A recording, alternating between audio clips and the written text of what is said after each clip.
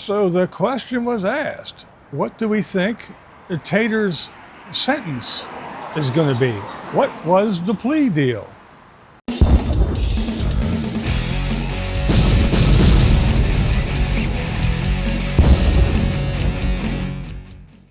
It's a gloomy, drizzly day here in South Central Pennsylvania. So I said, instead of going to the studio, I'll just come out here on the porch and we'll do a quick little video. So Linescrew1, that's right. He posed the question, what do we think Tater's sentence is going to be? What do you think the plea deal was? What do you think is going to happen? So instead of writing a comment, I figured I'll just make a little video answer. How about it? Now, personally, I don't think a whole lot's going to happen. Maybe, I don't know. Maybe, just maybe a fine, and so probation. I don't think he's going to get anything. As far as time goes, I don't think. The only thing time-wise I think is going to be probation. Personally, I just think the guy wants his medical bills paid, and I'm sure his attorney probably talked him into paying his suffering. So I don't know how it all works.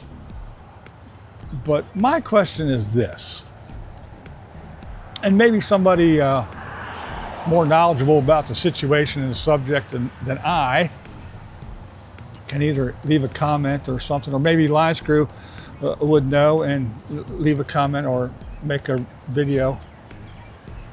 But Tater used this I reside in Texas thing. So that's what his lawyer used, so Tater could be able to do the Zoom all the time and not actually attend. So my question is if he indeed does get probation and has to check in or something, I think I asked this before, does he have to check in? Can he just call in? Or is he going to have to go to, I don't know, Texas to check in? Or is he going to say that he lives in Arizona now? Or how does that work? I'm confused still. I know some people probably explained it to me before, but I still don't understand. Again, it's like the whole thing with the, a trailer registered in Illinois, and the bus registered in Arizona, and his motorcycle registered in California. So where does he live? Where is his address? What is his residence? How does this all work? Where does he have to,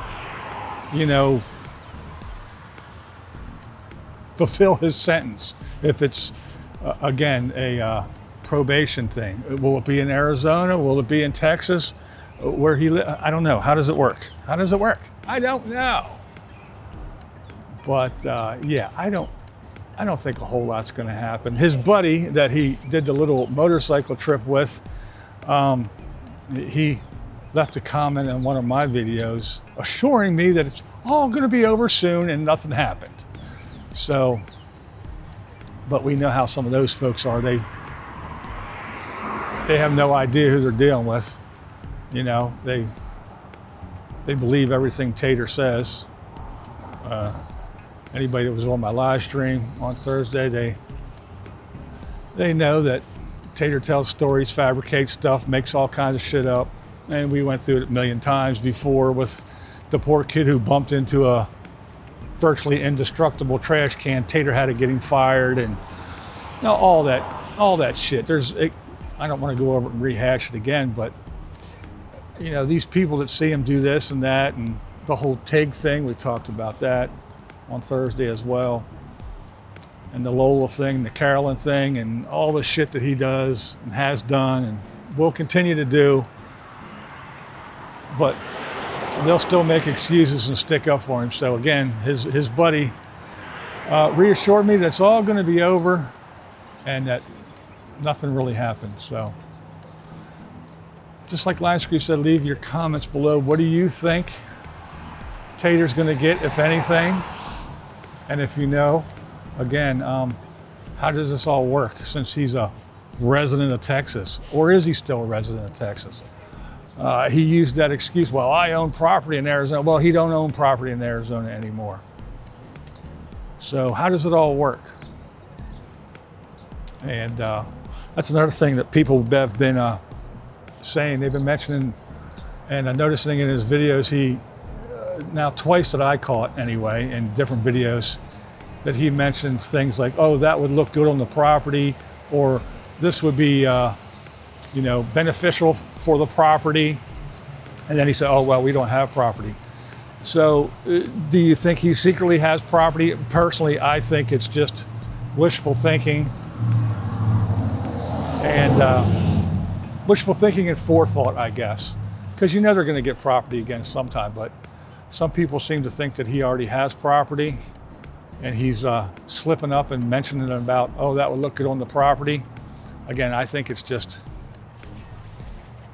foreshadowing, forethought, and wishful thinking.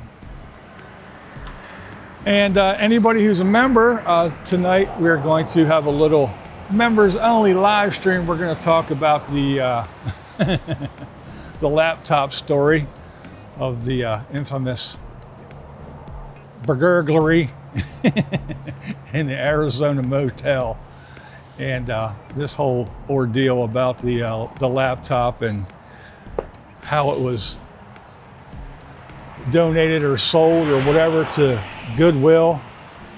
I don't know. The whole story sounds fishy to me. Maybe it's different in Arizona, but I know here, when you donate stuff to Goodwill, you do just that. You donate it. Why would you donate a laptop and not sell it or something? Just because it's locked? And here, I mean, to take stuff to donate to Goodwill, I know I was shocked on how much shit they reject. So I don't think that they would actually accept a possibly stolen or something that even resembles something stolen laptop or piece of equipment like that. I don't see that happening, but hey, maybe they do things different in Arizona. But I mean, I was involved in a house clean out of one of the companies I worked for. Somebody did one of those midnight moves and left, and they left everything. They just up and left. I mean, clothes and high chairs and playpens and dishes and everything. So we loaded it all up, and the owner said, hey, donate to Goodwill. And they were like, we're not taking this, we're not taking that, we're not taking this. We'll take this, that, and that, but we're not taking this. So again, I don't know about this whole, you know, just donating and dropping off some potentially what appears to be stolen laptop. I don't know. Sounds fishy to me, but hey, you don't have to agree with the damn thing I say. That's never the point here. What is the point? We all know what the point is. This is Blind Views, and that's the way I see it. What we do here is go back. Loud.